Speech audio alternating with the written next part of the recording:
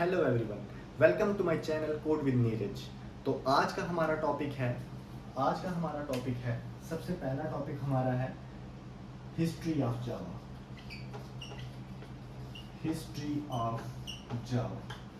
और दूसरा टॉपिक है हमारा आज का फीचर्स ऑफ जावा।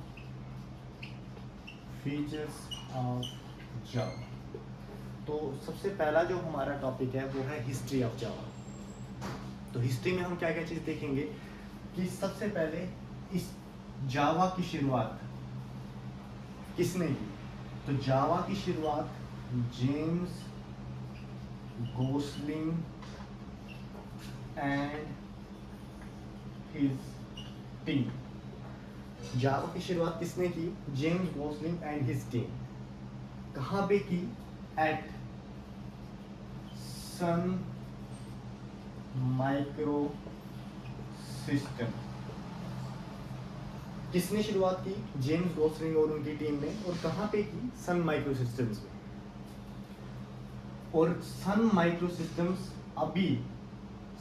सिस्टम्स को अभी किसने ऑन कर रखा है? ओरेकल ने।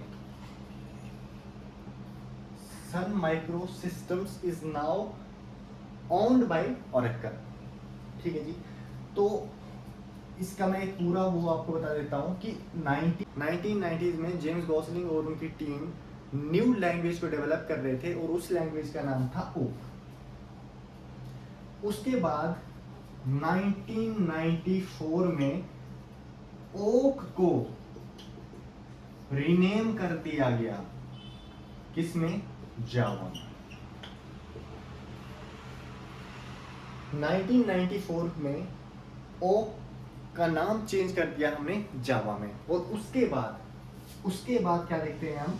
1995 में हमारे पास जावा का प्लेटफॉर्म जो है वो इंट्रोड्यूस कर दिया गया था। Introduced Java platform. और 1996 में जावा का पहला वर्जन इंट्रोड्यूस किया गया। जावा 1.0 was introduced, जो कि पब्लिक के यूज के लिए था, जो कि हर कोई यूज कर सकता था। जावा 1.0। तो ये थी हिस्ट्री हमारे पास जावा की। सबसे पहले किसने इसको मतलब बनाया? जावा किसने बनाया? जेम्स गोसलिंग और उनकी टीम ने। कहाँ पे बनाया? सन माइक्रो सिस्टम्स में। और अभी सन माइक्रो सिस्टम को किसने ऑन कर रखा है? ओरेकल ने इसको ऑन कर रखा है। उसके बाद 1990s में जेम्स गोसलिंग और उनकी टीम एक न्यू प्रोग्रामिंग लैंग्वेज को डेवलप कर रहे थे और उस प्रोग्रामिंग लैंग्वेज का नाम ओक था। ओक। और 1994 ये जो ओक नेम है इसके पीछे भी रीज़न है कि वो ओक क्यों था। ठीक है। और जो ओक को कन्वर्ट करके उन्होंने जावा में कन्वर्ट किया, रीनेम किया, तो उसके पीछे भी रीज़न है। ठीक है।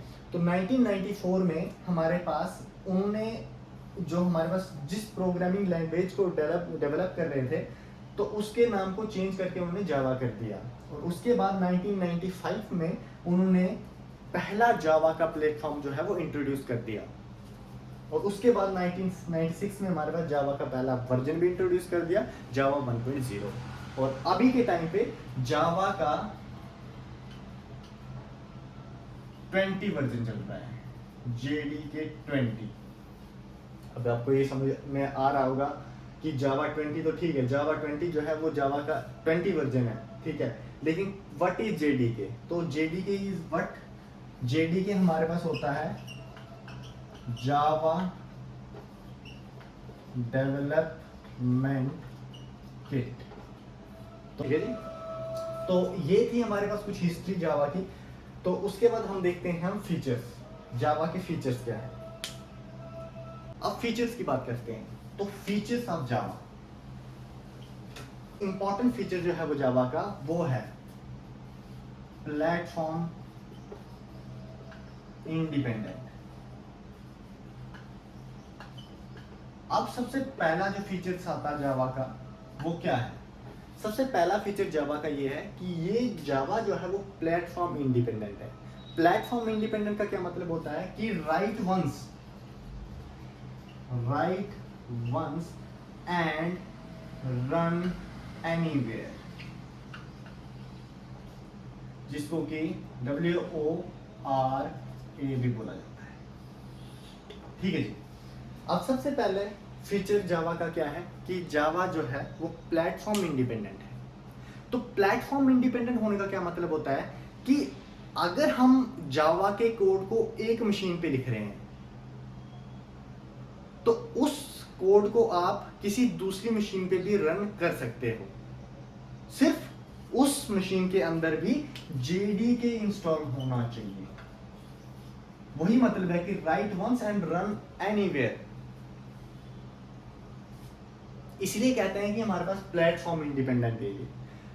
जावा का कोड कभी भी ये नहीं कहता, जावा के कोड को रन करने के लिए ये नहीं है कि अगर आपके पास ऑपरेटिंग सिस्टम विंडो है तो ही आप प्रोग्राम को रन कर सकते हो, तो ही आप जावा को चला सकते हो। नहीं, आपके पास विंडो है, चाहे आपके पास लाइनक्स है, चाहे आपके पास मैक है, आपके पास कोई भी ऑपरेटिंग सिस्टम है, कोई भी XYZ ऑपरेटिंग सिस्टम है आपके पास, आपका कोड उसमें रन होगा, आपका कोड उसमें रन होगा, बस उसमें JDK इंस्टॉल होना चाहिए।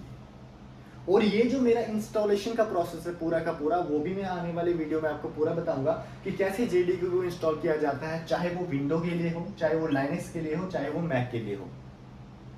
मैं आपको पूरा एक डिटेल्ड वीडियो आएगी इंस्टॉलेशन पे भी, उस जिस वीडियो में मैं कवर करवाऊंगा कि कैसे JDK को इंस्टॉल करते हैं और कैसे हम IDE को सेट करेंगे, IDE को इंस्टॉल करेंगे, और उसका पूरा मैं आपको प्रोसेस बताऊंगा आने वाली वीडियो में। ठीक है, आई जस्ट होप कि आपको पहला पॉइंट समझ में आ गया होगा कि हमारे पास प्लेटफॉर्म इंडिपेंडेंट क्या होता है। अब दूसरी बात करते हैं, हमारे पास दूसरा फीचर हमारे पास क्या है जावा का। तो दूसरा फीचर हमारे पास सबसे पहले जावा का क्या आ जाता है, गार्बेज कलेक्शन। गार्बेज कलेक्शन, तो गार्बेज कलेक्शन को मैं थोड़ा सा पहले बता देता हूं कि गार्बेज कलेक्शन होता क्या है। तो गार्बेज कलेक्शन बेसिकली क्या होता है कि हमारे पास जो भी अनवांटेड स्पेस रहती है, जो जिस चीज की हमको रिक्वायरमेंट है नहीं अपने कोड के अंदर, तो वो ऑटोमेटिकली क्या हो जाता है, वो ऑटोमेटिकली स्पेस कहो आप, या वो अनवांटेड जो भी हमारे पास अनवांटेड चीजें हैं हमारे कोड के अंदर, वो कहाँ चली जाती हैं, वो गार्बेज कलेक्शन में चली जाती हैं। जिसकी वजह से हमारा कोड क्या रहता है, हमारा कोड सिंपल रहता है, ज्यादा स्पेस नहीं लेता है और फास्ट रहता है। किसकी वजह से, गार्बेज कलेक्शन की वजह से। तो जावा के अंदर गार्बेज कलेक्शन ऑटोमेटिकली रहता है, वो ऑटोमेटिकली जो भी अनवांटेड चीजें हैं वो गार्बेज कलेक्शन में थ्रो कर देता है, ताकि हमारा कोड जो है वो छोटा रहे, फास्ट चले, ठीक है, स्पेस कम ले, इन सब चीजों के लिए। तो गार्बेज कलेक्शन का एक बहुत इंपॉर्टेंट रोल है हमारे पास जावा के अंदर, कि हमारे पास इससे क्या होता है कि कोड हमारा फास्ट रहता है, हमारा रन टाइम, अगर हम स्पेस कॉम्प्लेक्सिटी और कम टाइम कॉम्प्लेक्सिटी की बात करें, स्पेस एंड टाइम कॉम्प्लेक्सिटी, तो हमारे पास क्या, हमारा जो प्रोग्राम रहेगा वो स्पेस भी कम लेगा और टाइम कॉम्प्लेक्सिटी भी कम लेगा, जल्दी हमारा प्रोग्राम एग्जीक्यूट हो जाएगा और क्या हो जाएगा, स्पेस भी वो कम लेगा। ठीक है, आई जस्ट होप कि आपको दूसरा पॉइंट भी समझ में आ गया होगा। अब हम बात करते हैं तीसरे पॉइंट की। तो तीसरा पॉइंट हमारे पास क्या है, मल्टी थ्रेडिंग। मल्टी थ्रेडिंग, तो जावा के अंदर हमारे पास मल्टी थ्रेडिंग का कॉन्सेप्ट भी आता है। उसके बाद हमारे पास कॉन्सेप्ट आता है हाई सिक्योरिटी। हाई सिक्योरिटी, हमारे पास जावा के अंदर हाई सिक्योरिटी रहती है। ठीक है, उसके बाद हम मल्टीपल, देखा जाए तो हमारे पास जावा के बहुत सारे फीचर्स हैं, जैसे इसकी वजह से आप डेस्कटॉप एप्लीकेशंस बना सकते हो, वेब एप्लीकेशंस बना सकते हो, रोबोस्ट रहता है, सिक्योरिटी में अच्छा है हमारे पास जावा। ठीक है, लेकिन ये मैं आपको कुछ इंपॉर्टेंट इसके फीचर्स बता रहा हूँ, जो मोस्ट इंपॉर्टेंट फीचर्स हैं इसके। तो पांचवें अगर जैसे मैं बात करता हूँ तो exception handling, EXCPT, exception handling. हमारे पास जावा के अंदर एक्सेप्शन हैंडलिंग भी, एक्सेप्शन हैंडलिंग का कॉन्सेप्ट भी आता है। अब एक्सेप्शन हैंडलिंग का थोड़ा सा बता देता हूँ मैं आपको कि सपोज करिए आपने एक सिंपल प्रोग्राम बनाया। प्रोग्राम आपका क्या है, आपने simple int a equal to 10, I know कि अभी आपको ये समझ में नहीं आ रहा होगा ये मैं क्या लिख रहा हूँ, लेकिन ये जस्ट मैं आपको एक एग्जांपल दे रहा हूँ। इंट b इक्वल टू 0, ठीक है जी। Int a equal to 10, int b equal to 0, ये सारी चीज़ें मैं आपको आने वाले लेक्चर्स में क्लियरली समझाऊंगा। Int c equal to 10 divided by 0 लिखिए आप, या a डिवाइडेड बाई b करिए, ठीक है जी। और system dot out dot print ln c कर दीजिए। तो क्या ये हमारा प्रोग्राम रन होगा? ये हमारा प्रोग्राम रन नहीं होगा। क्यों?